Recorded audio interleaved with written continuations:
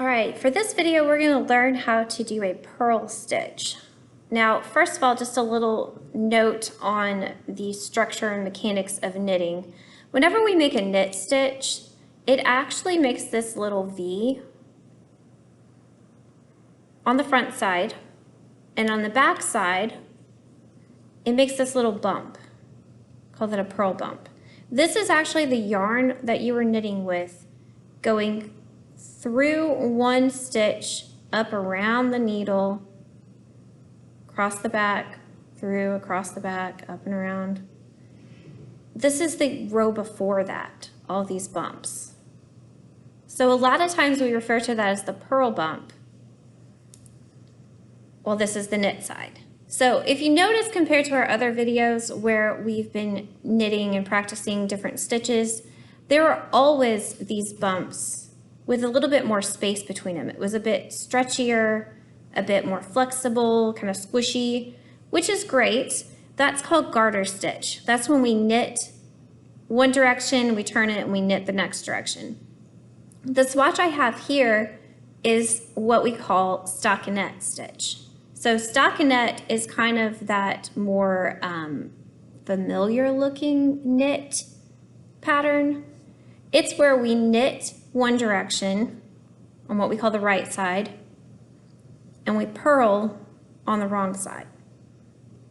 So a purl stitch is actually just an inverse of a knit stitch. It is a knit stitch backwards. When we knit, oops, I just bumped my camera. When we knit, we go into that stitch knitwise, so from the left to the right, we wrap our yarn around, our yarn's in the back, we loop it up and off, and we'll do one of those here in a minute. But for a purl stitch, we have to do things in reverse. So first of all, I find that I can knit without having my yarn being held in any way. I can just leave it dangling, I can insert my needle, I can just pick it up, wrap it around, and then let it go and not really have to worry about it that much. Personally, because I learned to crochet first, I like to hold my yarn a certain way so that it's handy and it's right there. Some people hold their yarn in their left hand, some people in their right hand. It really is whatever is comfortable for you. But when I purl, I find that I pretty much have to be holding my yarn in a certain way, or I really struggle to purl well, or to purl without being frustrated. Some knitters can't stand purling, and they avoid any patterns that have any purling or much purling at all. Let's talk through how to purl, and I'll give you a few tips on how to hold your yarn as well. I first started in fiber arts with crochet. My grandmother taught me to crochet, and in crochet you kind of have to hold onto your yarn to have an appropriate amount of tension, and so that you can wrap your hook around it as you go along. Like I said, in knitting we don't have to do that, but I hold my yarn in knitting the same way as I do in crochet. And this is just me personally how I do it. I hold it like this so that my yarn goes over my ring finger, under my middle finger, over my pointer finger, and then I loop it around that pointer finger one more time. So these fingers down here at the bottom kind of can control how much the yarn slips or doesn't slip. And this finger is available if I need to wrap things around, if I need to kind of increase that tension or decrease the tension. If I need to tighten it up, I can just grab here on the back side and pull a little bit. Or if I need a little bit more space, I can just relax it. Some people do something similar, but on their right hand, and truthfully I don't know exactly how some people do it. They kind of wrap it this way and then wrap it that way, I believe. And then they use that to wrap around. It's once again what's comfortable for you and just trying it out. Some people literally just wrap it around one finger and then use that, but then it's at least nearby and handy. It is also worth noting that if you're trying to figure this out, if you hold your hand in your left hand, you tend to be able to knit faster. And you might be at the point right now where you're like, but I knit so slowly anyway. But as you get the hang of it, as you learn to do it and it becomes more muscle memory, it becomes something easier for you to accomplish, being able to hold it in your left hand will have that yarn right there and handy. Whereas if you're holding it in your right hand, you kind of have to loop like this all the time. There's different names for what holding it in your right hand is called compared to your left hand, whether it's continental or I can't remember the name for the other one. It's a British way of doing it. Another thing is if you're holding with your right hand, they call you a thrower because you have to throw your hand around each time, or this way. If you hold it in your left hand, they call you a picker because you can just kind of pick that yarn up as you go. You don't actually have to do any wrapping. So it can be easier on your hands to hold it in your left hand, which is called continental or picking. It can also be faster. This is the way I hold it. I'm going to use that as my example. I'll try to do it with my right hand, but let me just say I'm not as good. Okay, let's start actually purling. To begin with, it's important to note that unlike knitting where we have our yarn in the back, we're going to put our yarn in the front. Let me tighten up my yarn a little bit on my hand. Yarn is in the front. Unlike knitting, instead of going from our left side to our right side so that our needles are kind of in line with each other like this, we're going to go from the right side to the left side. So we're going to insert it this way. This is called purlwise.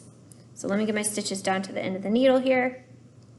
To purl, I have to insert my needle, my right needle, from the right to the left, so the opposite direction of my left needle.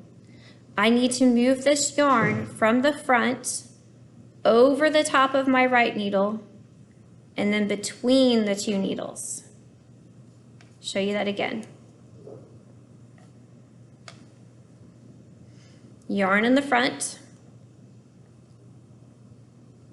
I'm going to put my needle in from the right to the left, go over the top and down between the two needles, and then slide my needle back out and slide that stitch off.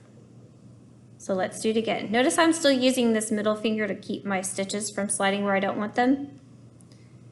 Slide it in, wrap it around, come back out of the stitch, slide it off.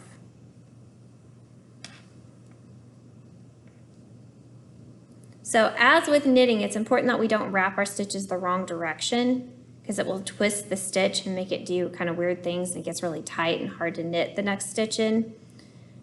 But once again, from the right to the left, go over the top, down between the two needles, slide that needle tip back up along the left needle, then slide that stitch off. So I'm just going to continue down this needle.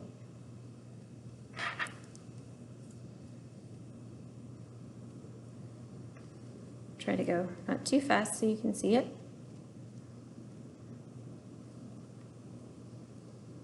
Oops.